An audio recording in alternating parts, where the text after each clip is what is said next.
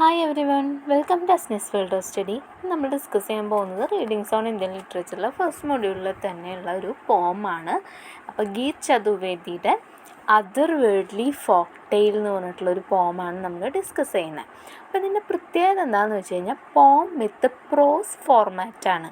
പ്രോസിൻ്റെ format, അതായത് നമ്മൾ സാധാ പാരഗ്രാഫ് എഴുതുന്ന പോലെയാണ് ഈ ഒരു പോം എഴുതിയിട്ടുള്ളത്. അപ്പോൾ ഗീത് ചതുർവേദിനെ കുറിച്ച് പറയുകയാണെങ്കിൽ ഒരു വൈഡ്ലി റീഡ് പോയറ്റാണ്, എസ്സേയിസ്റ്റാണ്, നോവലിസ്റ്റാണ്. പിന്നെ ഒരു 11ഓളം ബുക്സ് പബ്ലിഷ് ചെയ്തിട്ടുണ്ട്. പിന്നെ ഭാരത് ഭൂഷൺ അഗർവാൾ അവാർഡൊക്കെ കിട്ടിയിട്ടുണ്ട്. പ്രൊഫസറായിരുന്നു.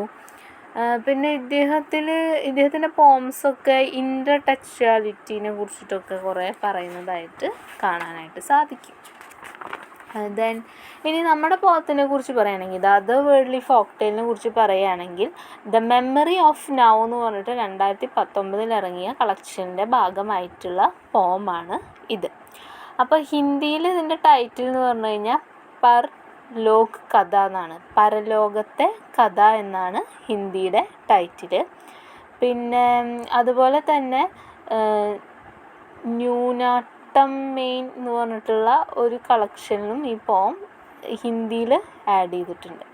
ഇനി അതർ വേൾഡ്ലി ഫോക്ക് ടെയിൽ എന്ന് പറഞ്ഞു കഴിഞ്ഞാൽ ബുദ്ധദർശൻ ബേസ് ചെയ്തിട്ടാണ്. അതായത് ലങ്കാവതാര സൂത്രയുടെ കുറേ കണ്ടൻറ്റൊക്കെ ഇതിൽ നമുക്ക് കാണാനായിട്ട് പറ്റും. ഇതൊരു മഹായാന ബുദ്ധിസ്റ്റ് മന്ത്രയാണ്.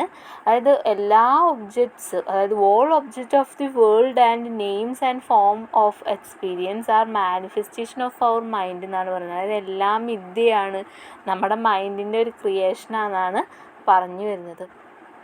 എർത്തും സീഡും തമ്മിലുള്ള റിലേഷൻഷിപ്പിലൂടെയാണ് നമുക്കത് കാണിച്ചു തരുന്നത്. ഇപ്പോൾ ട്രീ എന്ന് പറഞ്ഞു കഴിഞ്ഞാൽ അതിൻ്റെ ചൈൽഡ് രൂപമാണ് സീഡ് എന്ന് ചൈൽഡ് രൂപമാണ് സീഡ്. അപ്പോൾ ഈ സീഡ് ഭൂമിയുടെ ഉള്ളിൽ എടുക്കുമ്പോൾ ഒരു അമ്മ മകൻ അങ്ങനെ ഒരു റിലേഷനാണ് അവിടെ ഉണ്ടാക്കുന്നത്. അപ്പോൾ അമ്മയുടെ വയറ്റിൽ കിടക്കുന്ന സെക്യൂരിറ്റിയാണ് ആ സീഡിന് കിട്ടുന്നത്. അതുപോലെ മനുഷ്യർക്ക് എല്ലാവർക്കും ഒരു ആഗ്രഹം ഉണ്ടാവും ഗോ ബാക്ക് ടു ചൈൽഡ്ഹുഡ് എന്നുള്ളത്. അപ്പോൾ അതും ഇതും എങ്ങനെ കണക്റ്റ് അയക്കുന്നു എന്നുള്ളതൊക്കെയാണ് ഇതിൽ പറഞ്ഞു തരുന്നത്. അതുപോലെ തന്നെ ഈ മരം അടർന്ന് പന്തലിക്കുമ്പോൾ പറയുന്നുണ്ട് ഡോണ്ട് ഇൻടോക്സിക്കേറ്റ് ബൈ യുവർ വിക്ടറീസ്. നിങ്ങളങ്ങോട്ട് വളർന്നു പോകുമ്പോൾ പഴയ കാര്യങ്ങൾ മറക്കരുത് എന്നുള്ളൊരു കാര്യം കൂടി ഇതിൽ കാണിച്ചു തരുന്നുണ്ട്. നമുക്കിനി ടെക്സ്റ്റിലോട്ട് പോവാം. Once upon a time there was a seed. അപ്പോൾ ഒരു സമയത്ത് ഒരു വിത്ത് ഉണ്ടായിരുന്നു. It had an earth. അതിനൊരു ഭൂമിയും ഉണ്ടായിരുന്നു. They loved each other. That means ഈ ഭൂമിയിൽ വിത്ത് സുരക്ഷിതമായി കിടക്കുകയായിരുന്നു. The seed rolled and rolled in the lap of the earth and wanted to remain there forever. അപ്പോൾ ഈ വിത്ത് എന്ത് ചെയ്തു, ഈ മണ്ണിൻ്റെ അടിയിൽ, അതായത് ഈ എർത്തിൽ നല്ല സുഖമായിട്ട് ഇരിക്കുകയായിരുന്നു. മണ്ണ് അതിനെ സ്വന്തം കുട്ടിയെ പോലെ, അല്ലെങ്കിൽ ഭൂമി അതിനെ സ്വന്തം കുട്ടിയുടെ പോലെ സംരക്ഷിച്ചിരുന്നു. ഈ സീഡിനെ എപ്പോഴും ഇതുപോലെ തന്നെ ഇരിക്കാനായിരുന്നു ഇഷ്ടം. The earth kept it secure within her arms and would repeatedly urge to spurt out. And earth എന്ത് ചെയ്തു, അതിനെ എർത്തിൻ്റെ കൈകളിൽ സുരക്ഷിതമാക്കി വെച്ചു വിത്തിനെ. അതുപോലെ തന്നെ ഈ വിത്തിനെ ഇടയ്ക്ക് ഇങ്ങനെ പറയുന്നുണ്ട്, നീ വളർന്നു വലുതാവ് എന്ന് പറയുന്നുണ്ട്. പക്ഷെ വിത്ത് അതിന് സമ്മതിക്കുന്നില്ല. Seed was reluctant. The earth thirst in fecund heat.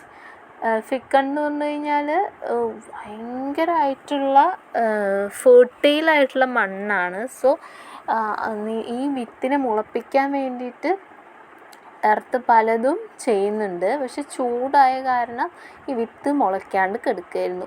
One day it rained and the seed couldn't differ it's sprouting. ഒരു ദിവസം നല്ല മഴ പെയ്തു, വിത്തിനെ മുളയ്ക്കാതിരിക്കാൻ പറ്റിയില്ല. Half heartedly it put forth shoots and soon thereafter become delightfully absorbed in growing. അങ്ങനെ ഈ വിത്ത് പൊട്ടി മുളയ്ക്കുകയാണ് ചെയ്യുന്നത്, സ്പ്രൗട്ട് ചെയ്യുന്നു.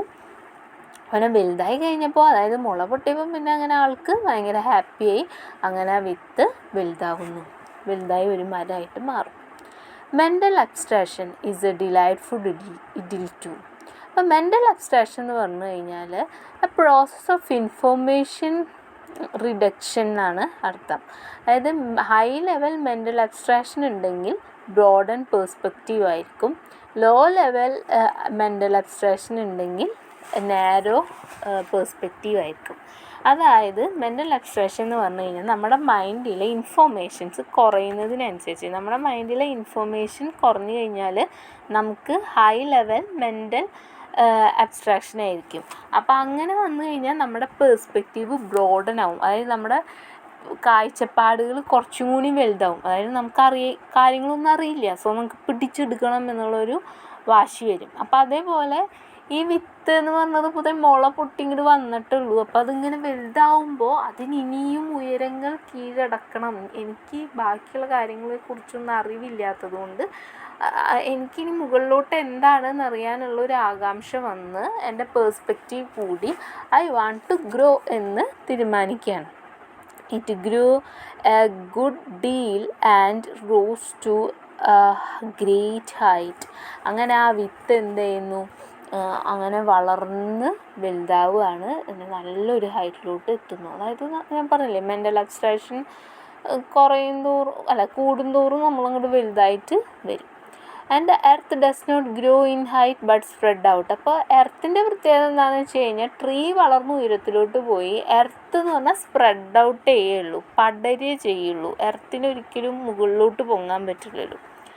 Much as a tree may expand by spreading out it upward growth as its identity. അപ്പോൾ ഈ ട്രീയുടെ ശാഖകളൊക്കെ വന്ന് സ്പ്രെഡ് ഔട്ട് ചെയ്യുന്നുണ്ടെങ്കിലും അതിൻ്റെ ഹൈറ്റ് ആയിരുന്നു മെയിനായിട്ടുള്ള അതിൻ്റെ ഐഡൻറ്റിറ്റി.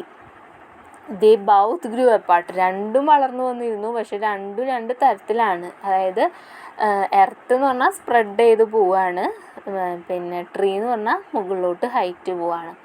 ഈ ട്രീ ഹൈറ്റിലോട്ട് പോകുമ്പോഴും അതിൻ്റെ റൂട്ട് എന്താണ്, സ്റ്റേഡ് ഇൻ ദ ഗ്രൗണ്ട്, ഭൂമിയുടെ അടിയിൽ തന്നെ ഉണ്ടായിരുന്നു. So to speak, but to date who has ever regarded roots as trees. അപ്പോൾ പറയാണ് റൂട്ടാണ് മെയിൻ സംഭവമെങ്കിലും ആരും റൂട്ടിനെ കൺസിഡർ ചെയ്യാറില്ല. റൂട്ട് ഭൂമിയിലാണ് നിൽക്കുന്നതെന്നുള്ള വിലയൊന്നും ആർക്കും ട്രീക്കൊന്നും കൊടുക്കാറില്ല. നമ്മൾ ട്രീ എന്ന് പറയുമ്പോൾ റൂട്ടിനെ കുറിച്ച് ആരും കൺസിഡർ ചെയ്യില്ല, ആ ഒരു ഹൈറ്റിനെ മാത്രമേ നമ്മൾ നോക്കുള്ളൂ. A tree is that which further itself away from the earth. If it remain glued, it would be grass. പറയുകയാണ് ഈ ട്രീ എന്ന് പറഞ്ഞു കഴിഞ്ഞാൽ അങ്ങനെ മുകളിലോട്ട് പോയിട്ടുണ്ടെങ്കിലും എർത്തിൽ നിന്ന് വിട്ട് മുകളിലാണെങ്കിലും എവേ ആണെങ്കിലും അതിന് എർത്തിനോട് ഗ്ലൂ ചെയ്ത് നിർത്തിയിട്ടുണ്ട്, അതായത് ബന്ധിപ്പിച്ച് നിർത്തിയിട്ടുണ്ട്. അപ്പോൾ പുല്ലുകളും ഒക്കെ ഈ ട്രീയുടെ അവിടെ വന്നിട്ടുണ്ട്. ആൻഡ് റൂട്ട് മണ്ണിൻ്റെ അടിയിൽ ലിങ്ക്ഡാണ്.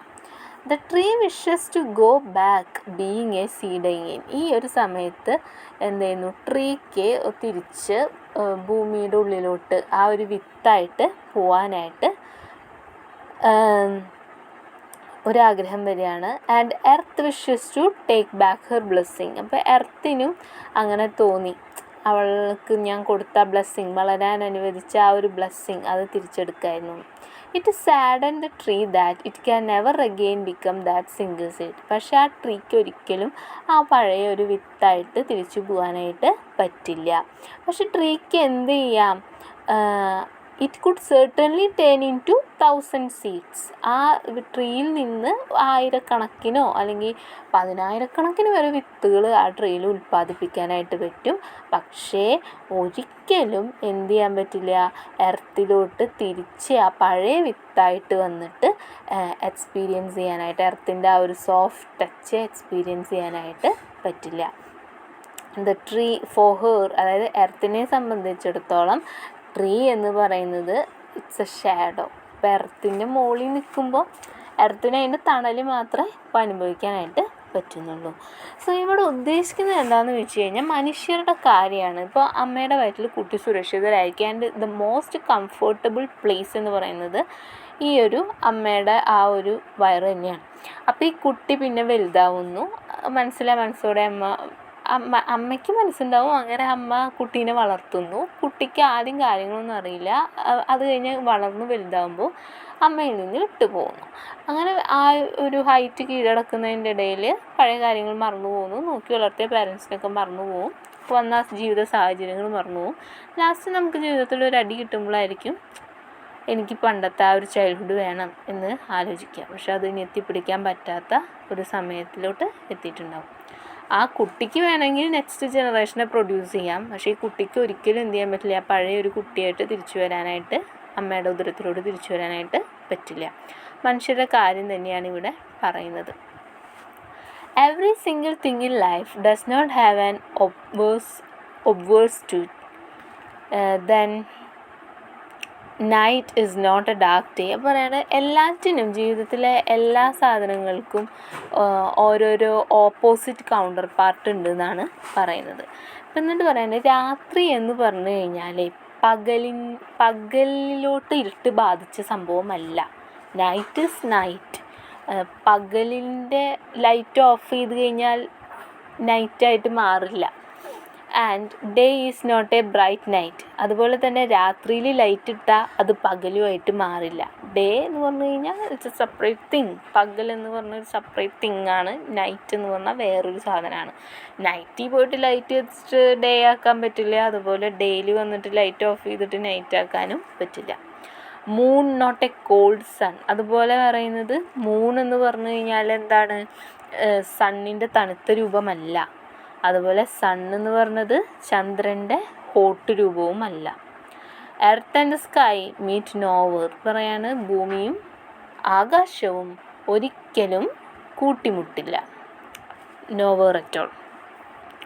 I go and stand very near a tree and whisper, you hear me, you are seed even now.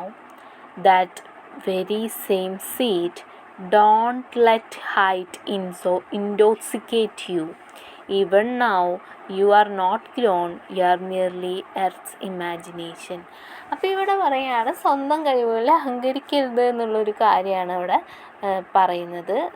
എന്നിട്ട് പറയാണ് തിങ്സ്, ഓരോ തിങ്ങും ഡിഫറെൻ്റ് ആണ്.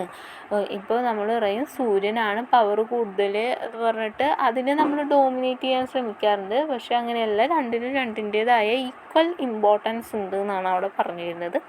അതുപോലെ തന്നെ പറയുന്നത് ഐ ഗോ, ഞാൻ പോയിട്ട് ആ ട്രീയുടെ അടുത്ത് പോയിട്ട് എന്ത് ചെയ്തു, വിസ്പർ ചെയ്തു, മെല്ലെ പറഞ്ഞു, നീ എന്നെ കേൾക്കുന്നുണ്ടോ, നീ ആ സീഡ് തന്നെയാണ്, ആ സീഡ് വലുതായതാണ് നീ, അപ്പോൾ നീ ആ സെയിം സീഡ് തന്നെയാണ്.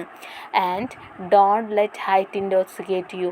ഉയരങ്ങളിലോട്ട് പോകും തോറും നീ മതിമറക്കരുത്, അഹങ്കരിക്കരുത്. നീ ഇപ്പോൾ വലുതായില്ലെങ്കിലും നീ എന്താണ്, ആ എർത്തിൻ്റെ ഇമാജിനേഷനാണ്.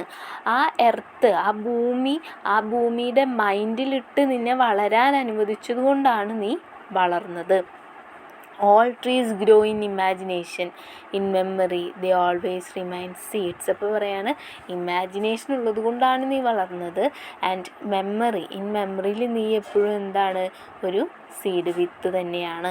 അപ്പോൾ അതായത് ഒരമ്മയ്ക്ക് തൻ്റെ മക്കൾ എത്ര വളർന്നാലും അവർക്കൊരു കുഞ്ഞു കുട്ടി തന്നെയാണ്. മക്കൾ എന്ന് പറഞ്ഞു കഴിഞ്ഞാൽ ഒരു ചെറിയ കുട്ടി തന്നെയാണ്. മക്കൾ എന്ത് ചെയ്യരുത്, അഹങ്കരിച്ച് ഇവരെ മറന്നു പോകരുത് എന്ന് പറയുന്നു. ഇപ്പോൾ ഇവരാണ് നമുക്ക് തിരിച്ചു വരാനുള്ളൊരു ടെൻഡൻസി ഉണ്ടാവും ഒരു കാലഘട്ടം എത്തിക്കഴിഞ്ഞാൽ. അപ്പം നിങ്ങൾക്ക് ചിലപ്പോൾ മനസ്സിലാവുമെന്ന് അറിയില്ല, ലൈഫിൻ്റെ ഒരു പാർട്ട് എത്തിക്കഴിഞ്ഞാൽ എനിക്ക് അയ്യോ വലുതാവുണ്ടായിരുന്നു, കുട്ടിയായിട്ട് തന്നെ ഇരുന്നാൽ മതിയായിരുന്നു. അതുപോലെ തന്നെ നമുക്ക് പെട്ടെന്ന് ആ ഒരു പാരൻസിനോട് നമുക്ക് ആ ഒരു സ്നേഹവും അതുപോലെ തന്നെ അവരിലോട്ട് തിരിച്ചു വരാനുള്ളൊരു ടെൻഡൻസിയൊക്കെ നമുക്ക് ഉണ്ടാവും. അപ്പോൾ അതിൻ്റെ ഇടയിലുള്ളൊരു സ്റ്റേജാണ് ഈ ഒരു ഇൻടോക്സിക്കേറ്റ് എന്ന് പറയുന്നത്. നമ്മളങ്ങോട്ട് അതിലങ്ങോട്ട് മറന്നു പോകും. അപ്പം അങ്ങനെ ചെയ്യരുത് എന്ന് പറയാണ്. അതുപോലെ തന്നെ ഇവിടെയുള്ള എല്ലാ സംഭവങ്ങളും ഇല്യൂഷനാണ്. എല്ലാം നമ്മുടെ മൈൻഡ് ക്രിയേറ്റ് ചെയ്യുന്നതാണെന്നാണ് പറയുന്നത്. നമ്മുടെ മൈൻഡിൽ ഇമാജിൻ ചെയ്യുന്നത്, മൈൻഡ് മാനിപ്പുലേറ്റ് ചെയ്ത് ഉണ്ടാക്കുന്നതാണ് എല്ലാ സാധനങ്ങളും. സംഭവം സത്യമാണ്, നമ്മുടെ മൈൻഡാണ് എല്ലാറ്റിൻ്റെയും പിന്നിലുള്ള ആൾ. നമ്മുടെ മൈൻഡിൽ ഇതൊന്നും ഇല്ലെങ്കിൽ നമുക്ക് ഓക്കെ ഇതൊരു ബുക്കാണ് എന്ന് പറയണമെങ്കിലും നമ്മുടെ മൈൻഡ് ആവശ്യമാണ്. നമ്മുടെ മൈൻഡ് അത് ബുക്കായിട്ട് ഇമാജിൻ ചെയ്യുന്നതുകൊണ്ടാണ് നമുക്കത് ബുക്കായിട്ട് തോന്നുന്നത്. സോ മൈൻഡ് ആണ് ഇമ്പോർട്ടൻ്റ് എന്നും കൂടി ഇവിടെ പറയുന്നുണ്ട്.